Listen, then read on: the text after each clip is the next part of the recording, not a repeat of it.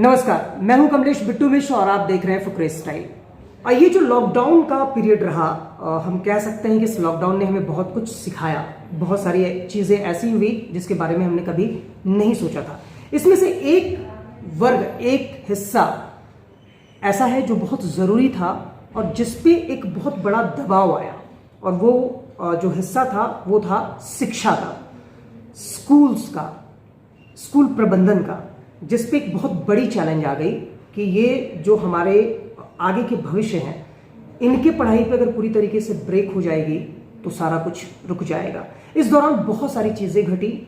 School प्रबंधन पे बहुत सारे स्कूल्स पे ऐसे आरोप लगाए गए, पैसे की बात आई, बहुत सारे पॉलिटिशियंस सामने आ गए, जितने पेरेंट्स हैं बहुत सारे पेरेंट्स की बात आई। लेकिन इस पे स्कूल का जो एक पक्ष है वो मुझे लगता है कि मिसिंग रहा, कि स्कूल के साथ क्या हुआ, स्कूल कैसे मैनेज किया जब ये अचानक से कोविड का पीरियड आ गया, ये चीज़ें बदल गई। क्या स्कूल के लिए सब कुछ आसान था? ये जो आरोप लग रहे थे वो सही थे? अभी हमारे साथ डीएवी बरियातू के प्रिंसिपल विनय कुमार पांडे सर हैं। सर, सबसे पहले आपका बहुत बहुत स्वागत है। धन्यवाद। स्कूल कैसे कर रहा है, मुझे लगता है कि मैं आज इस पक्ष को रखना चाहूँगा।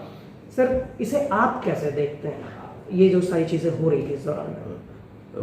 मैं अपनी ज़िंदगी में, मेरी उम्र हो गई, मैं 25 साल से प्रिंसिपल हूँ जी। कभी ऐसा मौका नहीं आया कि सिचुएशन इस तरह से आई।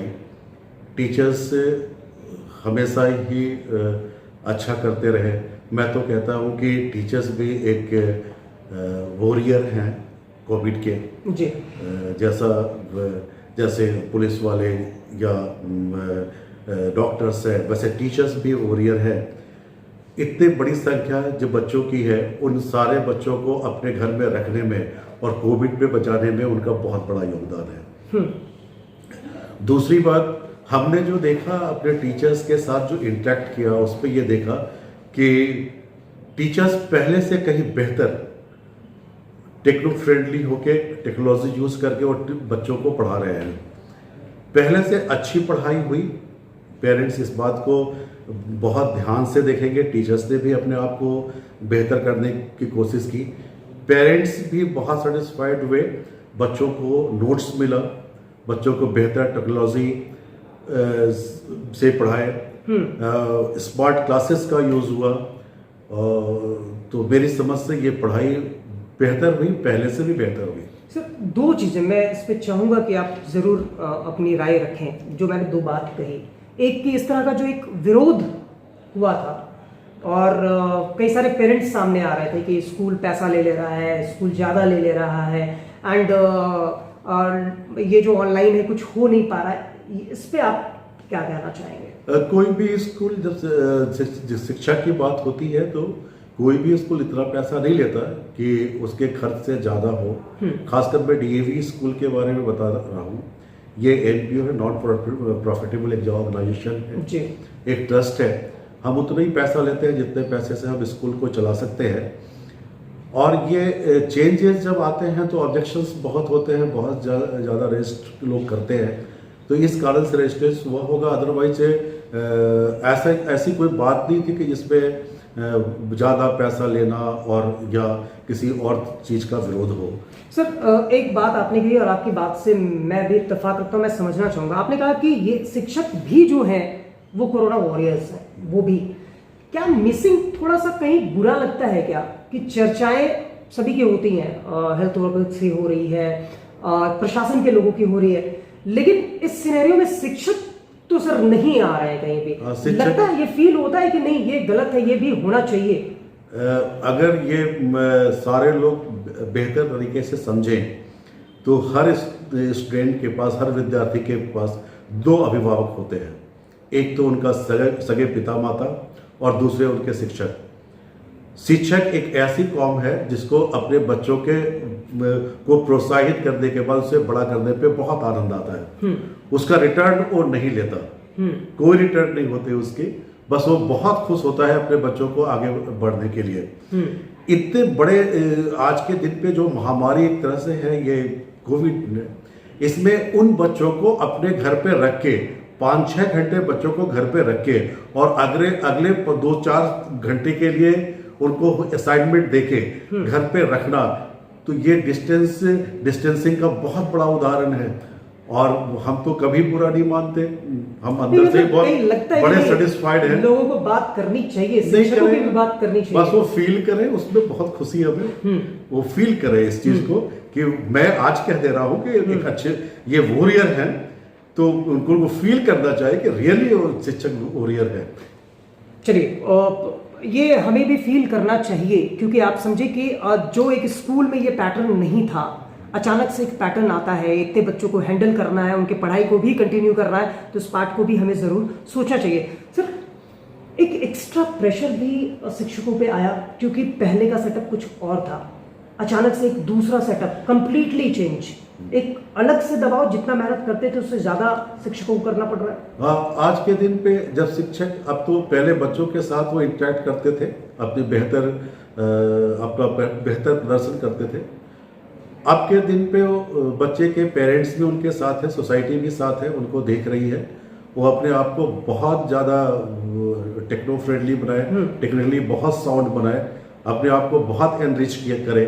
और मेरी समझ से प्रेशर तो था ही उनमें कि काफ़ी अपने आप को एनरिच करते हुए सोसाइटी के सामने अपने आप को काफ़ी अच्छा महसूस करवाएं, ऐसा सोच रहे थे। यानी कि एक जो पहले नॉर्मली जो काम करते थे वो तो करना पड़ ही रहा था, एक्स्ट्रा दबाव भी था। बिल्कुल, सीखना पड़ा उनको सीखना पड़ा, टेक्निकली उनको साउंड होना पड़ा, एनरिच करना पड़ा अपने आप को, फिर जाके वो बच्चों को बहुत अच्छी शिक्षा दे पाए।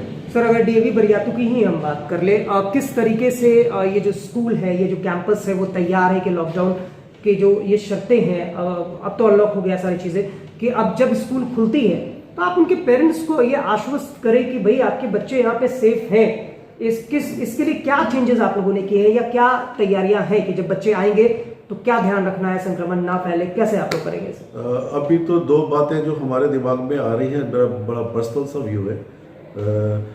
सोशल डिस्टेंसिंग को तो मेंटेन करना है, और एक क्राउड को भी मेंटेन करना है, crowd control and social distancing, ये दो लेके हम बच्चों के साथ आगे बढ़ेंगे।